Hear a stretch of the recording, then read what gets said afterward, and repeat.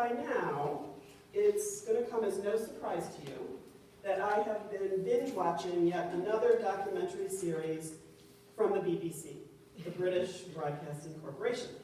This one is called The Great British Story. I know you thought I was going to say The Great British Baking Show, which I also love, but no, this is The Great British Story, a people's history. It's hosted by historian Michael Wood, who explores the last 1,600 years of Britain's history through the eyes of ordinary people. In towns and villages all around England and Wales and Scotland and Ireland, Wood and his crew of archaeologists convince homeowners to dig up their gardens and backyards, looking for evidence of Roman architecture dating from the 1st through the 4th centuries of this common era, or for bits of Anglo-Saxon pottery from the 500s, or Viking weapons from the 800s, or walls of castles built by William the Conqueror after his arrival in 1066. And amazingly, in the most humble of barnyards and playgrounds and flower gardens, they find the ruins of all those great civilizations. I imagine that when the Romans erected their viaducts and their causeways, or when William the Conqueror and his French Norman noblemen constructed their towering castles, none of them ever imagined that their magnificent edifices would one day lie in ruins underneath layers of dirt behind a duplex in Campbellford. It would be like us imagining that the Washington Monument or the Statue of Liberty had crumbled into the earth and was buried, forgotten, and then rediscovered by some homeowner digging up their backyard 1,000 years from now. And yet that is precisely what has happened.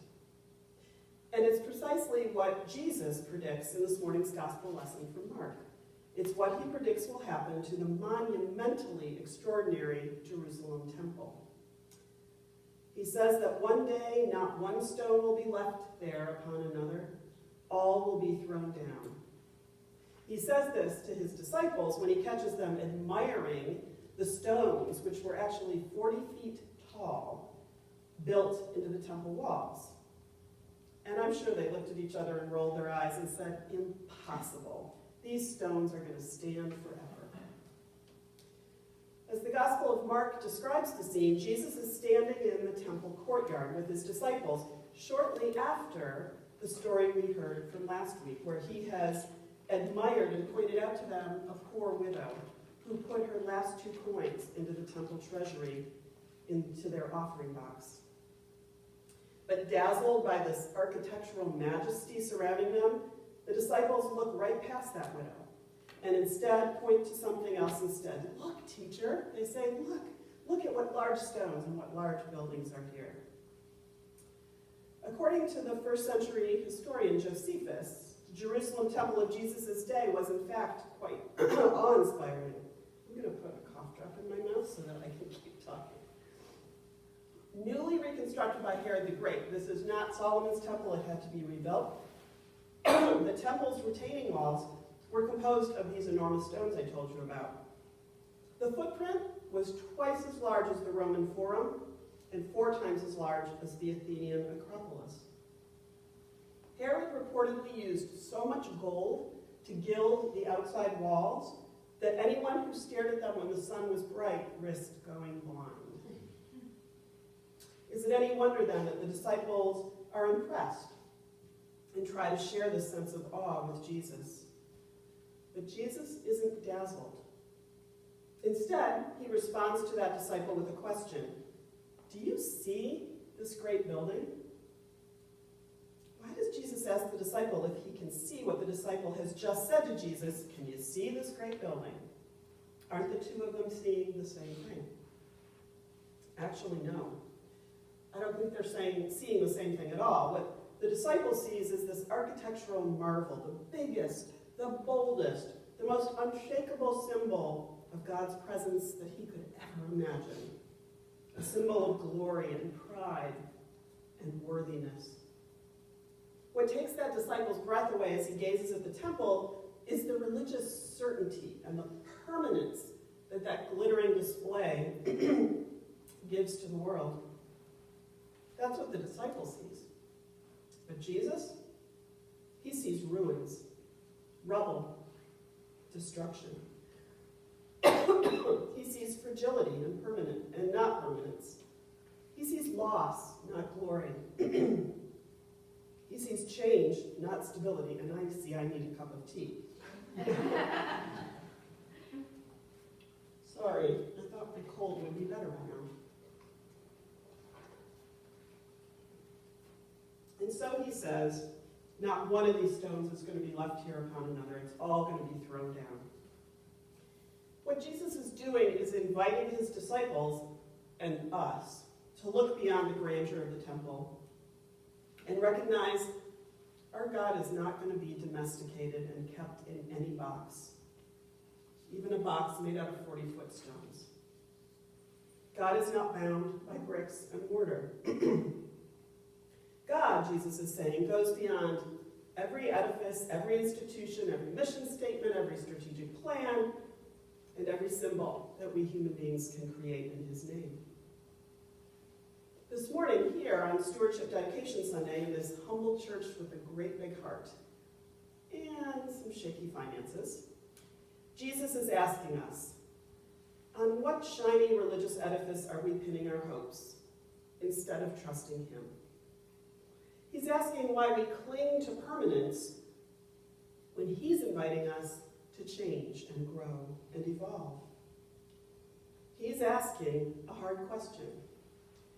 He's asking if we're willing to make peace with the fact that things fall apart.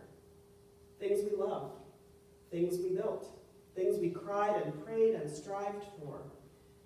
He's asking if we can embrace a journey of faith that includes rubble and ruin and apparent failure. He's not known for asking easy questions. In the second part of the gospel story, Jesus teaches his disciples what to do and how to live when those walls come tumbling down. He instructs them to exhibit calm strength and generous compassion in the face of destruction. He urges them, in the words of poet Robert Browning, to find love among the ruins. Because what's happening, he assures them, and assures you and me, isn't death, it's birth. What's happening isn't death, it's birth. Something is struggling to be born, yes, and birth pangs hurt. I did not want to find out that personally, so I adopted. I'm not kidding, that's why I adopted. I wanted an epidural for the plane ride to Guatemala, and they wouldn't give it to me. Those of you who have been through it, though, have told me it hurts. Hurts a lot. But God is our midwife for this birth, and what God births never leads to desolation. We're called to bear witness in the ruins because Jesus assures them and us that these kind of birth pangs always end in joy. So what is it that's being born among the ruins? Don't look for another gigantic, flashy, over-the-top temple, Jesus is cautioning. If you're blinded by all that gold gilding, or busy craning your neck back to look up at giant buildings, you will completely miss God at work. Just like the disciples completely missed that quiet, humble widow in rags who walked right past them to place her mite in the offering plate. Because that's what gets overlooked and dismissed in the midst of idolatry of grandeur. The acts of might that don't measure up to the world's standards, but that are every bit as lavish. And if we miss the humble widows of this world, we are in danger of passing over and passing by the cross itself. When we go looking for how to make our church successful, using the standards of big, bigger, biggest, we just reveal our fear. Our fear that the opposite of grandeur is mediocrity. That largeness, big building, big congregation, big budget, is the ultimate litmus test for our influence and impact. And we reveal that we've missed Jesus' message. That God's criteria for success in ministry isn't bigger and better. It's faithfulness. That's what God cares about. It's not the biggest, but our best. And there's a difference between those two things. I believe that Jesus' word for us today here in this church on our Stewardship Dedication Sunday is a word of encouragement. To stand in the midst of times of trouble and to continue offering a word of hope. In the midst of what seems like despair, but is really the birth pangs of something new. After all, you may know that the Jerusalem temple, it was destroyed less than 40 years after Jesus was standing there in its courtyard. That link to past glory, it was going to be gone by the time Mark was writing his gospel. A new world was emerging. You and I know 2,000 years later that Judaism didn't disappear. It's still here. It had to change. It had to take on new forms. Might not that same thing be true about us as church? What will be born here amidst the ruins of what used to be? That's what we have to ask ourselves. What if Jesus meant us to understand that empires and eras, temples and traditions, they all rise and fall? Idols come and go. That the familiar, the treasured, and the dear do end. But when they end, God is not shattered. We might be, but God isn't. What if Jesus is pointing to the power of beginning again as the real story of God? It takes incredible courage. Even more than courage, it takes faith to begin life again. Ask the wounded veterans whose shattered bodies require years of painful rehabilitation. Ask middle-aged Americans who lost good jobs 9 years ago in the recession and haven't earned a decent living since. Ask all the families who have someone in prison now. Ask the children in the foster care system. Ask people struggling with addiction. Ask all those who lost homes in the California fires last week. And ask Jesus who died on a cross before God could raise him from the dead. It takes courage and faith to begin again. When stone is not left upon stone and all that we've built is thrown down, rubble buried in the dirt in some unsuspecting homeowner's petunia patch, we, as followers of Jesus Christ, are not to be afraid. Be alert, he says, be aware, but do not be alarmed and do not be afraid. For when you fear not, you can boldly step in where others step back. And you can sign up when others check out. The disciples listened to Jesus, and they changed the world. We can too. And now, in a spirit of fearlessness, and in recognition that the pain we're feeling is actually birth pangs because God's about to do something new here, we bring forward our pledges of faith and financial support for 2019. Remembering that it was the humility and generous spirit of a humble widow that mattered to Jesus that day in the temple, not the glittering gold walls. I invite you to stand and turn and face one another across the center aisle. And you should have received a handout that says Stewardship Liturgy. And there are plenty of these colored envelopes and blank pledge cards on the back table, and there are pens if you need one.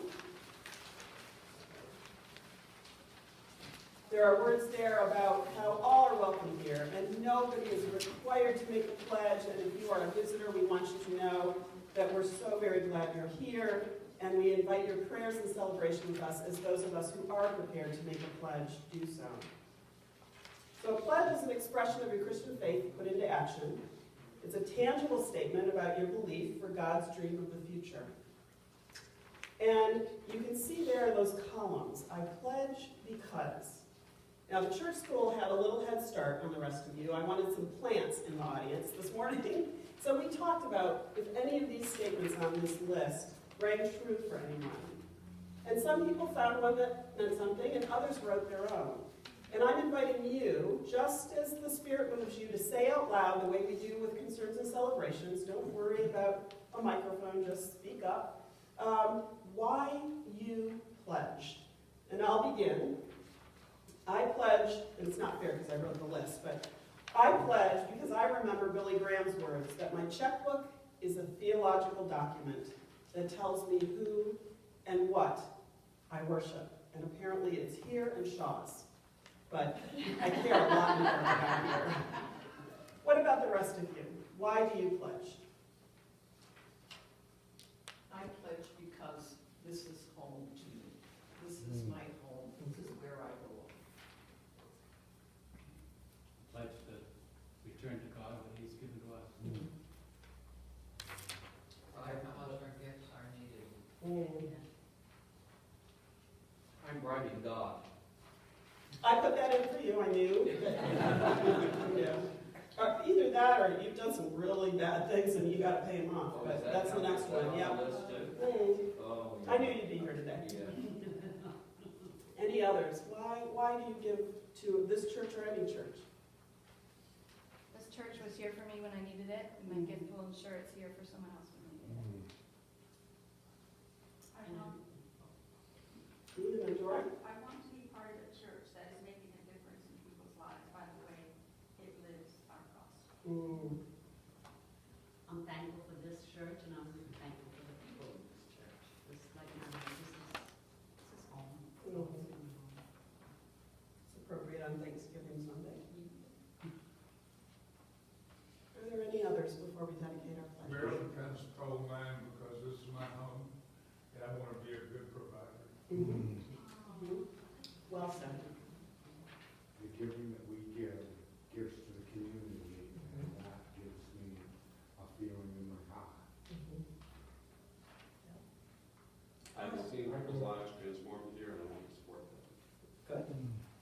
Carl? I feel like I'm not quite ready for the walls to fall down. There's a man who reads his gospel. Not just yet, right? Jesus can wait a little bit on that. Thank you, Carl. Any others? If not, if you look at the back of the sheet, you'll see a litany. And I have to turn around because I'm slow. This side is left, and this side is right. You guys are right, you guys are left. And I don't mean politically, I just mean where you're sitting. And I'll be the one. We dedicate these gifts to the preaching of Jesus' good news for the world, To glorify God in song. to leading each child to the knowledge of God's love, We dedicate these gifts To the mending of broken spirits. to caring for the poor, To the healing of creation. We dedicate these gifts to the community, the mission, and the hopes of this church. And to the abundant, extravagant, all-embracing reign of God. May our planning be wise. May our spending be faithful. May our giving always be joyful. We ask these things in the name of Jesus, who opens hearts and hands for the sake of abundant life in the world's every corner. So I know I'm doing this a little differently than it describes, but as I come by with the basket, if you have a pledge card to put in, place it in and then just say a word of blessing silently to yourself before we take the basket on to the next person.